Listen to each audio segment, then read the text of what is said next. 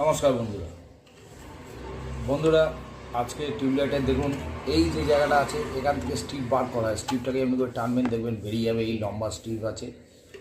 স্ট্রিপে কী কী খারাপ আছে আমি আপনাদেরকে দেখাচ্ছি ভিডিওটা, যাতে পুরোটা দেখতে পারেন। সেই প্রক্রিয়াটা দেখুন।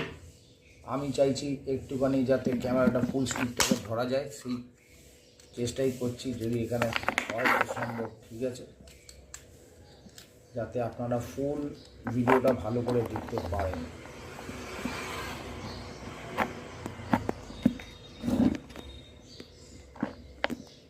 হ্যাঁ, এবার বন্ধুরা পুরো স্ট্রিপটা আসছে।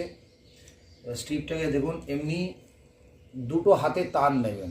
আমি এটা বানিয়ে নিয়েছি এমনি, আমার মাল্টিমিটারের দুটো তো আপনি ছোটো তারও নিতে পারেন। এখানে দেখবেন এই জায়গাটা জুম করে দেখাতে পাচ্ছি না, এই জায়গাটা একটা বাল্ব জ্বলছে না। এই দেখুন, দেখছেন এখানে একটা বাল্ব জ্বলছে না, এখানে একটা জ্বলছে না।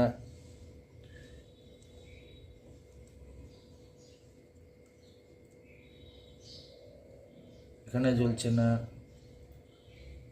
এই জায়গাটা হচ্ছে না। এই দেখুন এখানে লাইন এসছে, ঠিক আছে।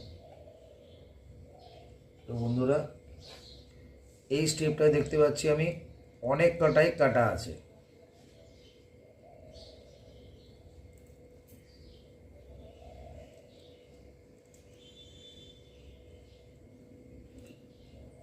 তো বন্ধুরা এই স্ট্রিপটা ড্যামেজ। এত কটা কাটা থাকলে আপনার স্ট্রিপ রিপেয়ার করা আর না করা বেটার।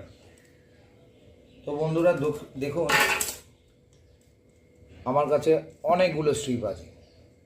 এবার আমি স্ট্রিপ চেঞ্জ করে করে করে করে আমি দেখতে থাকবো এক একটা করে কোন স্ট্রিপটায় অধিকাংশ এলইডি কাটা আছে কি না। যদি এক লাইনে অনেক কটা এলইডি কাটা থাকে তাহলে আমি মনে করবো এই স্ট্রিপটা এতটাই জ্বলেছে যে এর এলইডিগুলো আস্তে আস্তে করে ড্যামেজ হতে থাকছে। দেখবেন একটা কালো স্পট পড়তে থাকবে, তখনই আপনি বুঝতে পারবেন যে না এটা চলবে না। কিন্তু এইগুলো দেখুন একটুখানি ক্লিয়ার আছে, তো আপনি বুঝতে পারবেন না এটা হতে পারে। যেমন আমি আরেকটা এলইডি আপনাকে দেখাচ্ছি।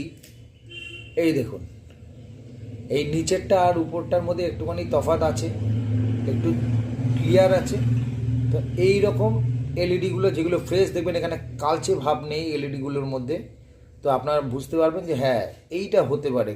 যেহেতু এখানে কালচে স্পট পড়ে যাবে, তখনই বুঝবেন না কালচে স্পট মানে অনেক কটাই আছে, তার মানে এই রিপেয়ার করলেও কী হবে কি অন্য